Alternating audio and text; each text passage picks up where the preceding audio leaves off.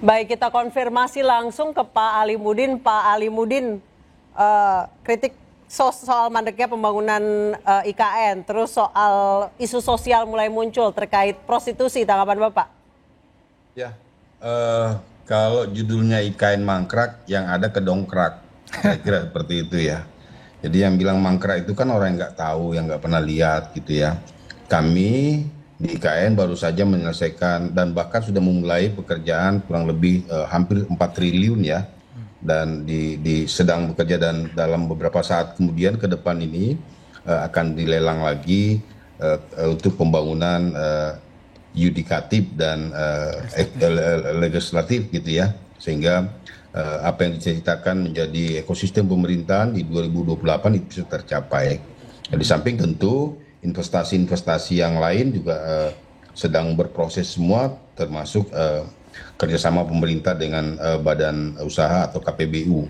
Jadi kalau bilang mangkrak itu makanya ayolah datang kemari, lihat-lihat, bikin status, apakah sesuai yang diomongkan apa yang ada. Kira-kira mau jawab seperti itu, karena ini kalau dijawab terus nggak ada habisnya. Pak Ali, Kemudian, Pak Ali, mungkin bukan mangkrak tapi agak melambat.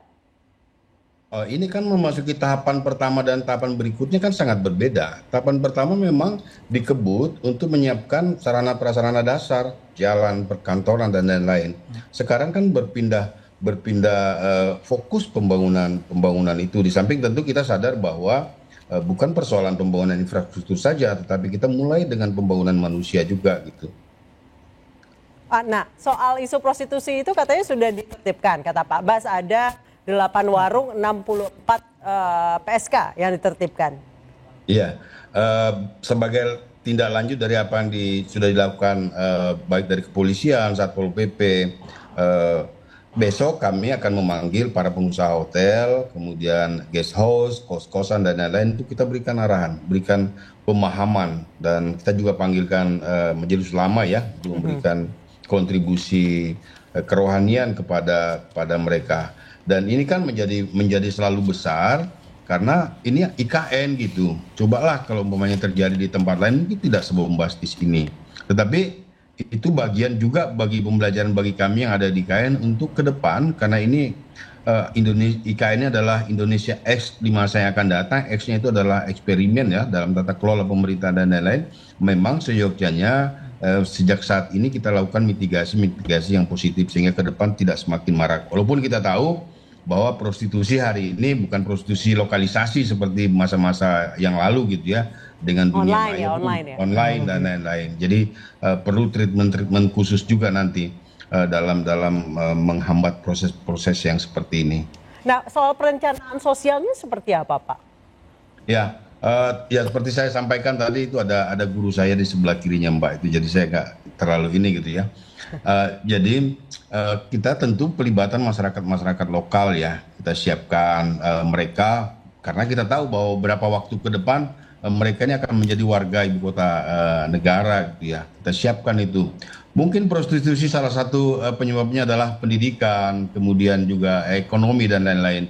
Oleh karena itu hal-hal yang seperti ini kita akan mitigasi melalui pendidikan anak usia dini dan selanjutnya. Menurut informasi yang beredar bahwa memang mereka yang berpraktek di IKN ini adalah orang-orang yang berasal dari luar pendatang. Iya, ya, betul, pendatang. Pak Alimuddin, itu kan edukasi untuk pelaku prostitusinya. Tetapi bagi konsumennya seperti para pegawai di IKN, para pekerja yang puluhan ribu, apa yang dilakukan oleh yang berwenang di sana dalam teknologi perencanaan sosial itu belum terungkap tuh. Misalnya tadi Pak Alimuddin mengatakan kita berikan edukasi agama. Nah, seperti apa yang mampu merubah mindset pegawai di sana sehingga tidak kemudian berlangganan prostitusi begitu loh. Jadi yang utuh penjelasannya yang kemudian membuat kita bisa mengkritik dan memahaminya. Kemudian konsep mangkrak itu bukan dalam narasi standar normatif biasa begitu, tapi terminologi mangkrak itu pernah terjadi ketika itu muncul ketika anggaran IKN itu diblokir. Jadi narasi mangkrak itu muncul. Jadi jangan salahkan juga ketika publik mengatakan mangkrak karena pemblokiran anggaran itu. Tapi kan kemudian dibuka kembali gitu. Jadi terminologi mangkrak itu adalah bahasa kritik sebetulnya terhadap pembangunan IKN. Dan kalau nggak dikritik mungkin pembangunan IKN tidak secepat ini. Meskipun kita masih cukup ragu karena biaya pembangunan IKN itu kan hampir 500 triliun lebih. Tapi anggaran yang didapat dari swasta sangat kecil, jauh dari target apa yang dikomunikasikan oleh otorita begitu. Saya kira itu ya. Baik, yang pertama saya agak risih kalau tadi pertanyaannya pegawai gitu ya. Jadi saya juga perlu penjelasan juga barangkali ini bahwa kami memang pegawai itu memang sudah tinggal di sini Bapak. Dari sejak 1 Maret untuk sekitar kurang lebih 300-400 orang ya. Kemudian baru beberapa minggu yang lalu baru kita ketambahan dengan CPNS yang baru yang bekerja di IKN.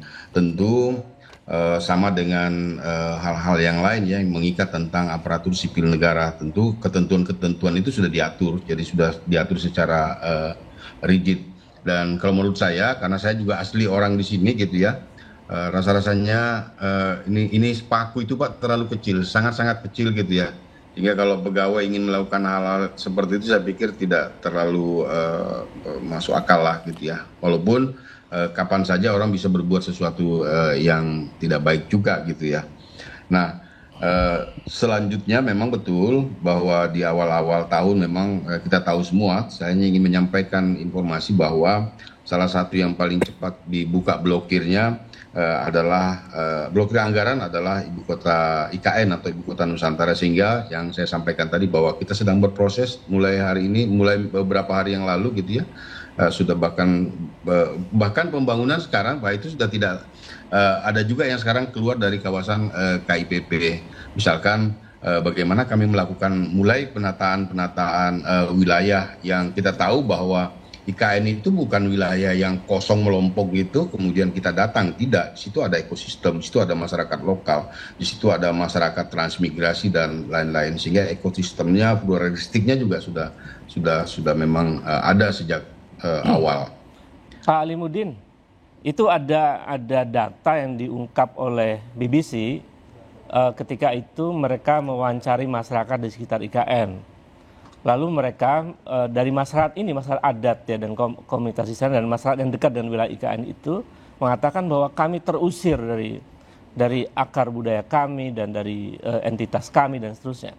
Jadi perasaan terusir dari sejumlah entitas di sekitar IKN itu masih ada sampai hari ini. Nah, itu perencanaan sosial apa yang sudah dilakukan untuk kemudian mendekati mereka dan ya semacam melakukan aksi-aksi sosial khusus karena mereka merasa masih sakit ketika mereka terusir dari tanahnya sendiri dan seterusnya.